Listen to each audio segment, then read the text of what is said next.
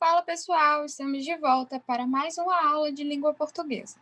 Passou o Enem, mas nós ainda temos os vestibulares, né? Nós temos aí o vestibular da UESB, da UNEB e assim sucessivamente. Nosso foco agora passa a ser os vestibulares. Então, nos vestibulares nós temos algumas questões gramaticais, né? Nós temos algumas classificações. Hoje, nós vamos introduzir o nosso assunto com uma questão que nós percebemos no plantão Tira Dúvidas passado, vocês têm bastante dificuldade, em especial nas vírgulas, mas nós vamos contemplar todas as pontuações para que vocês tirem dúvidas, né? Caso fique alguma dúvida, anotem, perguntem no nosso próximo plantão, para que assim vocês possam fixar bem essa questão de pontuação, né? Que é necessária, porque a gente sabe que nosso texto ele precisa ser bem estruturado, né? Ele precisa vir bem estruturado. Não só a classificação, mas o conhecimento desses termos permitem uma estruturação melhor do texto. E aí, Thalita, para que servem essas pontuações? Cada uma delas tem suas regras específicas e, quando utilizadas de forma equivocada em alguma frase, muda o seu contexto e até mesmo o sentido. Lembra que eu falei para vocês lá que nós, ao fazer uma redação, ao produzir um texto, nós precisamos de um texto bem estruturado, de um texto bem elaborado? Se eu mudo o contexto e o sentido de alguma frase, o meu texto perde, né, a coesão, o meu texto perde a coerência. Então, vamos lá. Nossa primeira pontuação é o ponto final. Ponto final, o que é, Thalita? Para que serve esse ponto final? O ponto final é colocado no final de cada frase. Após o ponto, inicia-se uma nova sentença com a primeira letra maiúscula. Então, assim, pensem na estrutura de uma frase, a estrutura básica que nós queremos, para que ela tenha sentido. Um sujeito, um verbo, um predicado. Então, se eu tenho um sujeito, um verbo e o predicado, eu posso fechar a minha frase, porque ela tem um sentido completo. Como no exemplo aqui, eu amo a minha profissão. Eu estou afirmando, né? Independente de qual seja a minha profissão, eu estou afirmando que eu amo ela. E que eu exerço por amor. Então, vocês entendem isso? Quando uma frase ela tem um sentido completo, e normalmente esse sentido completo vem através de um sujeito, de um verbo e de um predicado, ela pode ser fechada com um ponto final. Vamos lá, continuando. Nossa segunda pontuação também é muito fácil, muito simples, eu acho que vocês não têm grandes dúvidas, que é a interrogação. Nós temos duas regrinhas para essa interrogação. Primeiro, para formar perguntas diretas, como a que eu vou falar agora para vocês, que está no exemplo. Você quer ir ao parque conosco? Eu estou perguntando se você tem vontade de ir ao parque, né? Então, eu espero que você me responda que sim ou que não, mas eu estou perguntando, estou fazendo um convite direto. Segundo, para indicar surpresa, expressar indignação ou atitude de expectativa diante de uma determinada situação. O exemplo é o seguinte: o quê? Não acredito que você tenha tido essa atitude? Eu estou indignada. Quando eu pergunto o quê? Eu estou indignada, né? Por a pessoa ter tomado uma determinada atitude dentro de um determinado contexto.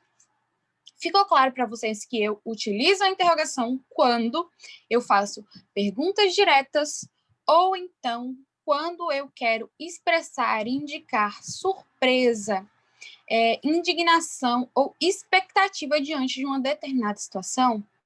Ficou, né? Tenho certeza que sim. Continuando, e também muito fácil, muito simples. Ponto de exclamação. Nossa terceira pontuação aí é o ponto de exclamação. Quando eu uso ponto de exclamação, Thalita? Primeiro, depois de frases que expressem sentimentos distintos, tais como entusiasmo, surpresa, súplica, ordem, horror ou espanto.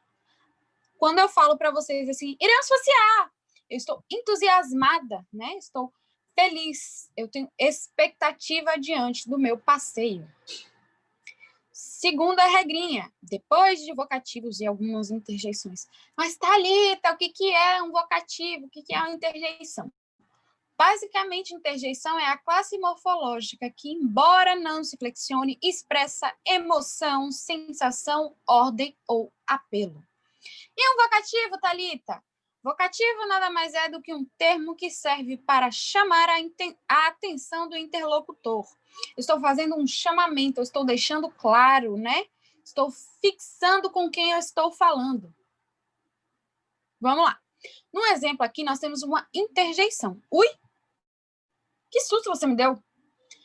Eu tenho uma interjeição, que é o ui aí, e após o meu ui, eu tenho um ponto de exclamação. Terceiro, nas frases que exprimem desejo. Bom, lembra que eu falei para vocês que o vocativo nada mais é do que um termo que serve para chamar a atenção do interlocutor? Aqui nós temos um vocativo, meu pai, né?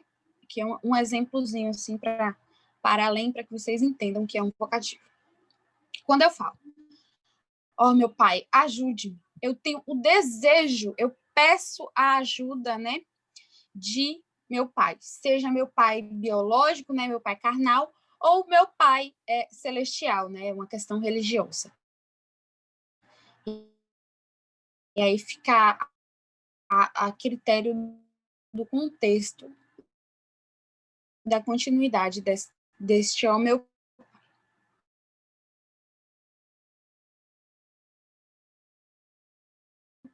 Depois de vocativos e algumas interjeições.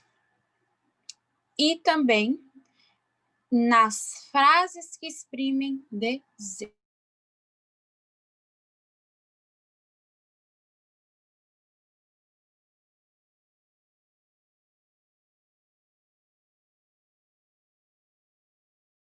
A mais, mas eu tenho certeza que... Bom, para que eu uso ponto e vírgula, Thalita? Sobretudo, a função do ponto e vírgula é atribuir clareza a uma frase, deste modo organizando os itens apresentados. Então, lembre que eu falei para vocês que nós prezamos por um texto bem estruturado, por um texto bem elaborado. Se o texto está visualmente bonito, ele tende a ser um bom texto, né? Porque eu sei como utilizar essas pontuações aí dentro da minha construção.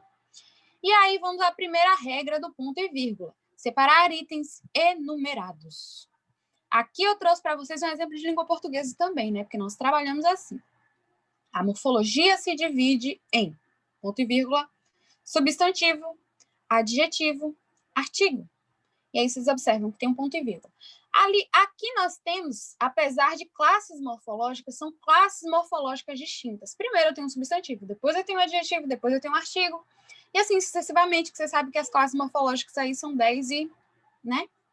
Eu não vou colocar aqui não coloquei aqui para não ficar muito extenso nossa aula. Segundo, separar períodos coordenados que já se encontram divididos por vírgula. Eu não coloquei aqui, mas uma oração coordenada, elas são duas orações juntas, né, adjuntas, que têm sentido completo por si só. Como vocês vão observar aqui no exemplo. Eu coloco, né? Eu posso colocar dentro dessas orações um ponto e vírgula. Porque elas tendem a ser muito extensas, né? Elas tendem a ser grandes. Então, vamos lá. Ele não disse nada, apenas olhou ao longe, sentou por cima da grama. Ponto e vírgula, queria ficar sozinho com seu cão. Ele queria ficar sozinho com seu cão é uma oração completa. Eu queria ficar sozinha, eu tinha necessidade de ficar sozinha. Você entende que eu queria ficar sozinha. E ele não disse nada, apenas olhou ao longe, sentou por cima da grama. Também tem um sentido completo, porque eu fiquei em silêncio, né? Fiquei em silêncio naquele espaço, né, de grama. Eu sentei e fiquei em silêncio. Então, uma completa a outra, mas uma não depende da outra, uma não precisa da outra. Se eu tiro uma ou se eu tiro outra, eu continuo tendo sentido completo. E aí eu posso separar essa oração por um ponto e vírgula. Terceiro, separar conjunções adversativas. Thalita, o que são conjunções adversativas? Quando eu digo uma coisa e logo em seguida eu nego essa coisa. Como no exemplo aqui que nós temos. Thalita saiu mais cedo de casa, ponto e vírgula, porém chegou atrasada ao trabalho. Ué, como é que Thalita chegou saiu cedo de casa e chegou atrasada, né? Tem uma noção, né? Um sentido adversativo. São questões diferentes. Se eu sair cedo, como é que eu cheguei tarde? Então, ficou claro aí para vocês como utilizar o ponto e vírgula, né? Continuando. Os dois pontos. Dois pontos também é muito facinho, muito simples de se entender. E a nossa primeira regra é: se você vai fazer uma citação ou introduzir uma fala. Bom, aqui nós temos a seguinte frase. Ela respondeu: não, muito obrigada. Né? Então, eu estou dizendo que ela me respondeu da seguinte maneira: não, muito obrigada. 2. Se quer indicar enumeração. Lembra lá que nós tivemos a enumeração no ponto e vírgula, mas que eram termos, né? Eram termos, não, eram classificações diferentes, eram coisas diferentes. Então, eu subdividia uma embaixo da outra, elas estavam dispostas uma abaixo da outra. E aqui não. Aqui eu boto os dois pontos e continuo a minha frase de forma retilínea, né? De forma contínua. Que o exemplo aqui vai mostrar para vocês. Quero lhe dizer algumas coisas. Não converse com pessoas estranhas. Não brigue com seus colegas e não responda à professora. O que nós temos aqui, Thalita? Nós temos os dois pontos e a seguir eu tenho, né, uma sequência de termos, né, de disposições. Eu sigo uma ordem cronológica. Estou seguindo uma ordem cronológica. Primeiro, não converse com pessoas estranhas. Segundo, não brigue com seus colegas. E terceiro, não responda à professora. Ficou clara aí essa questão dos dois pontos, né? Então, vamos continuar. As aspas. Para que eu uso as aspas, Thalita? Na citação de alguém, como no exemplo aqui que eu vou trazer para vocês. Estou citando um poema, né? Estou falando sobre um poema. Não quero flores, quero baobá. Um poema de Urânia Muzanzu. Bom, fica aí para além da nossa aula, né? Caso vocês queiram ver esse poema, caso vocês gostem de poema, vejam esse poema, é lindo, é incrível. Sou suspeita para falar, porque eu sou muito fã de Urânia. Mas é isso aí, tanto é que eu trouxe aí um exemplo para vocês, né? Segundo, quando usar as aspas em expressões estrangeiras, neologismos ou gírias. Aqui nós temos uma expressão estrangeira, né? No nosso exemplo. Nada pode com a propaganda de outdoor. Outdoor é uma expressão estrangeira, ela não é uma expressão necessariamente brasileira. Então, eu posso colocá-la entre aspas. Vamos lá, continuando. Reticências. Também muito simples, muito facinho, né? São usadas para indicar surpresa de um trecho, interrupção ou dar ideia de continuidade ao fato que se estava falando. Bom, aqui no exemplo nós temos uma ideia de continuidade, né? No exemplo que eu trouxe para vocês. Então vem um sentimento de fúria, irritação, inquietude.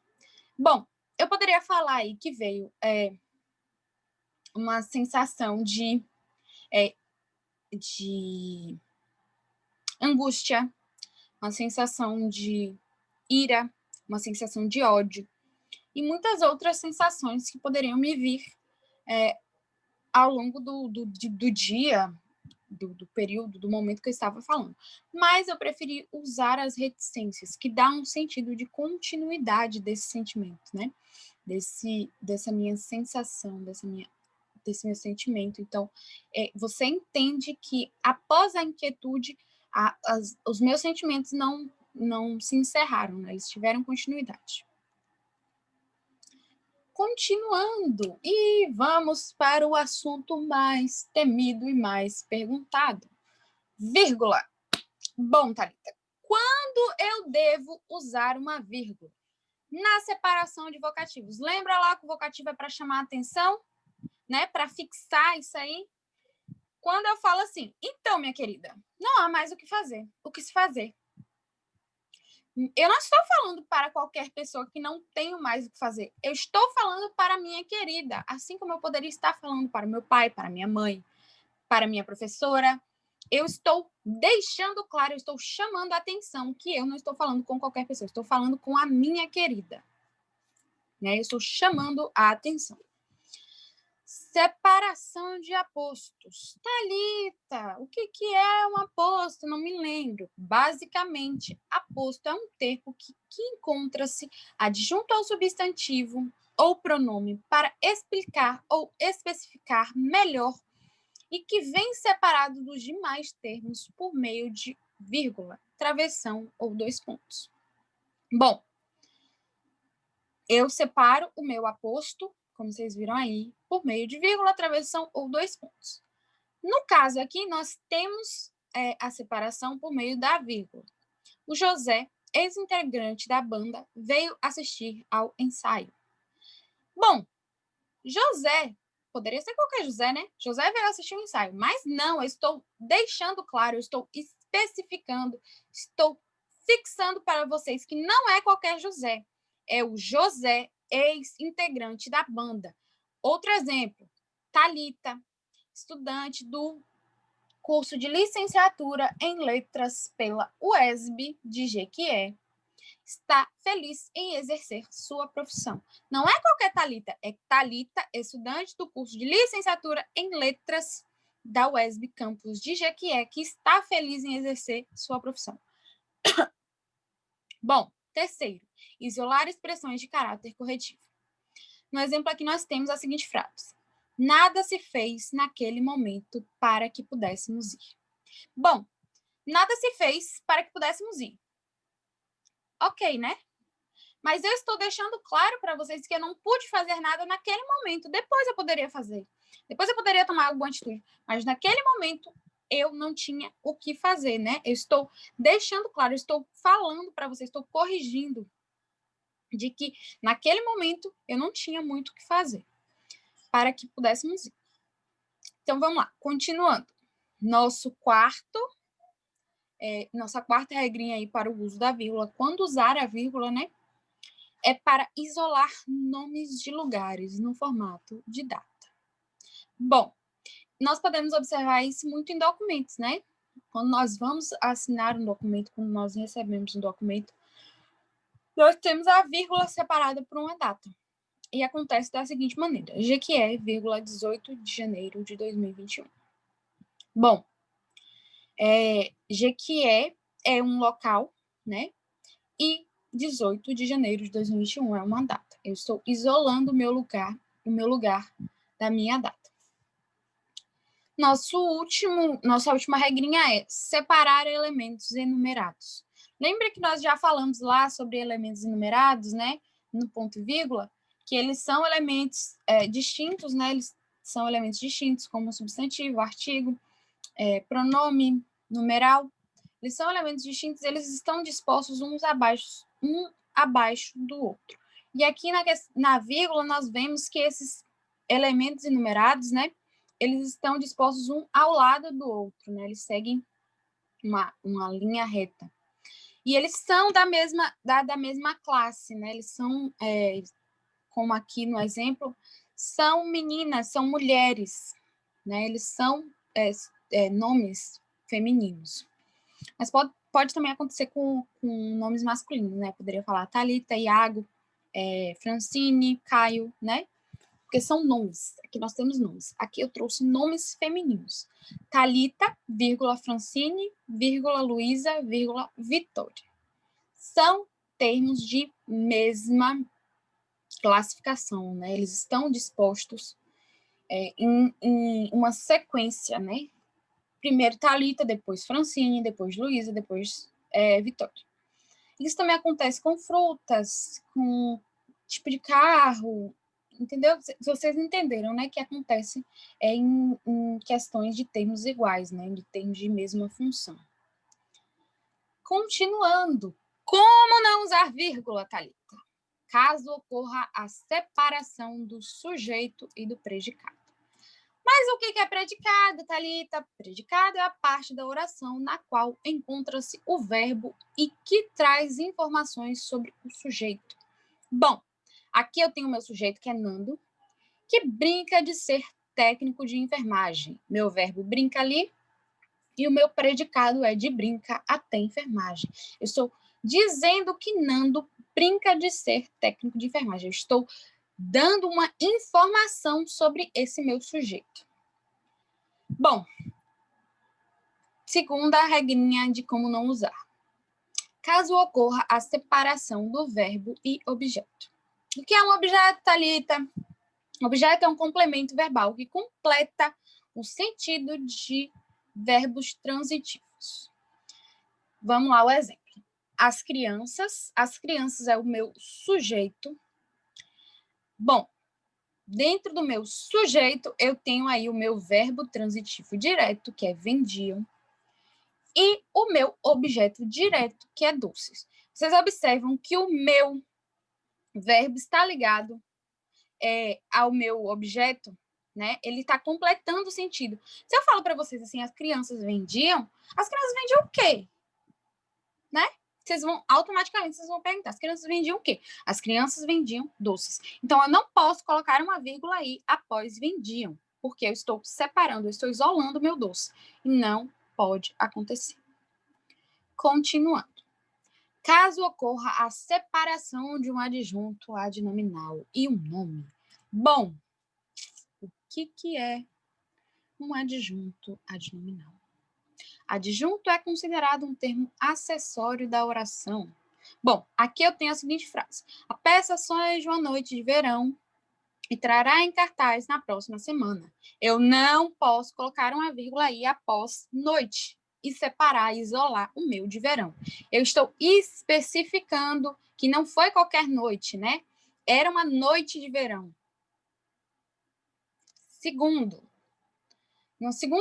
Quarto, né? Quarta regrinha de como não usar. Caso ocorra a separação do complemento nominal e do nome. Bom, o que é um complemento nominal? Complemento nominal é um termo ligado ao nome por meio de uma preposição completando o sentido do mesmo. Bom, aqui na frase nós temos a seguinte frase, né? Francine fez uma breve leitura do texto. Lembram lá que o objeto ele está ligado ao verbo e ele completa o sentido, né? Fez uma breve o quê? Leitura do texto. Do texto é um complemento nominal de leitura, né? Francine fez uma breve leitura do texto. Então, eu não posso isolar esse termo, esse complemento. Eu preciso que ele esteja disposto junto, né, aos demais termos. Principalmente a leitura, porque é o termo no qual ele está ligado. Continuando. Caso ocorra a separação do predicativo do objeto e do objeto. O que é um predicativo do objeto, Thalita? Pelo amor de Deus, eu não me lembro. Um predicativo do objeto é quem atribui uma qualidade ao objeto. Lembra lá que o objeto ele está ligado ao verbo, né? Ele dá um sentido ao verbo, ele completa o verbo. Então, o predicativo do objeto, ele complementa esse objeto. Alguns objetos, eles não são completos por si só, né? Eles precisam desse terminho aí acessório. Carlos considera este serviço essencial. Bom, se eu falasse Carlos considera este serviço, ficaria estranho. Então, eu coloco aí o meu predicativo do objeto, que é essencial. Eu não posso separar, eu não posso isolar esse essencial, porque ele está diretamente ligado a este serviço. Vamos lá, continuando para a nossa sexta regrinha, né? Caso ocorra a separação da oração subordinada da substantiva. Gente, o que é uma oração subordinada? Não me lembro, Thalita. Vamos dar uma relembrada geral. As orações subordinadas possuem uma relação de dependência uma dependência com uma oração chamada de principal. Bom, se eu falo, né, que eu sou dependente de alguém, é porque eu não vivo sem. Se eu falo, como no exemplo aqui que a gente traz para vocês, é necessário. É necessário o quê? O que é necessário? Necessário é a minha oração principal e ela precisa, né, de uma oração subordinada que, no exemplo a seguir, é que você esteja presente na aula amanhã. Eu não posso isolar a minha oração subordinada, porque ela é dependente, ela não tem um sentido completo sem a oração principal. E aí acontece o quê? Que dentro dessa oração subordinada, ela não pode ser isolada porque uma depende da outra. Como eu falei para vocês, eu não posso isolar esse termo. Se ele é dependente do é necessário, como é que eu vou colocar uma vírgula ali? Ele não se completa sozinho, né? Assim como acontece nos demais casos. Nós não podemos isolar esses termos porque eles não se completam sozinhos. Eles têm uma dependência sintática, né? Eles precisam de outros termos. E caso sejam isolados, eles mudam, né? O sentido e o contexto, como eu falei para vocês no início da aula. Bom, estamos chegando ao final, né? Estamos quase no final da nossa aula. E agora, vamos aos parênteses. Os parênteses são utilizados para explicar melhor algo que foi dito, ou apenas para fazer indicações. Aqui na frase, nós temos a seguinte frase, né? Ela dançou e cantarolou e gargalhou e depois chorou. Aí eu vou, abro o parênteses e falo para vocês o seguinte. O E aparece repetido, e por isso há o predomínio de vírgulas. Fecha parênteses. Eu estou dando uma informação para além, né? Eu estou informando vocês de que o uso repetitivo das vírgulas acontece justamente por conta desse E. Continuando, vamos lá. Travessão. Quando eu uso travessão, Thalita? Bom, eu uso travessão primeiro para indicar a mudança de um interlocutor em um diálogo. Quando eu falo assim, quando eu leio, né, em algum texto, o que você tem pensado? Aí, a pessoa me responde, eu estive pensando o quanto estou feliz. Com o uso desse travessão, né, eu entendo que é uma fala, que eles estão conversando, e que essa fala, ela se modificou. A primeira pessoa perguntou e a segunda pessoa respondeu. Não é como é o nome, gente? Um monólogo, né? Nós temos um diálogo. Segunda regrinha, separar orações intercaladas, desempenhando a função de vírgula e dos parênteses.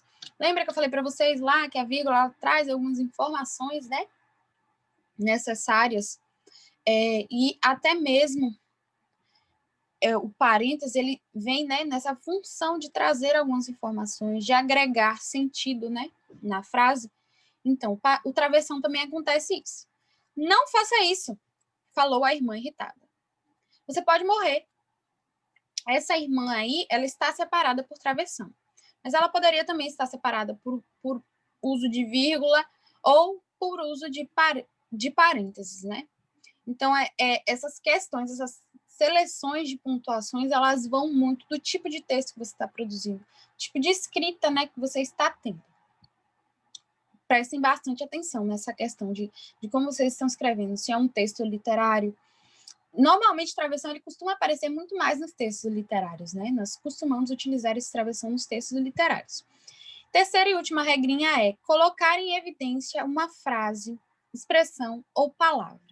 Aqui nós temos a seguinte frase. O prêmio foi concedido ao melhor professor da escola. Travessão.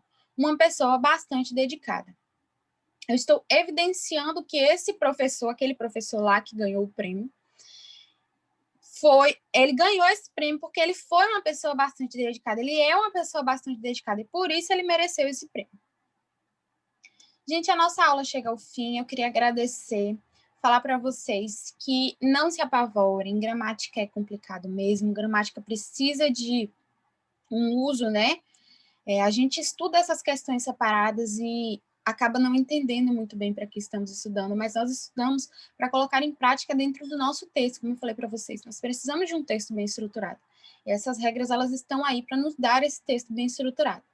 Como de costume, fiquei com a aula da professora Francine, que vai trazer esses exemplos assim bem fixados, né? Para que vocês vejam como acontece dentro do texto. E lembre-se sempre de analisar o que vocês estão lendo, de ver por que aquela vírgula está ali, de ver por que aquele parêntese está ali, aquele travessão. Assim vocês vão conseguir internalizar essas regras, colocar em prática, como eu disse, de forma natural. Um beijo, até a próxima, fiquem com Deus.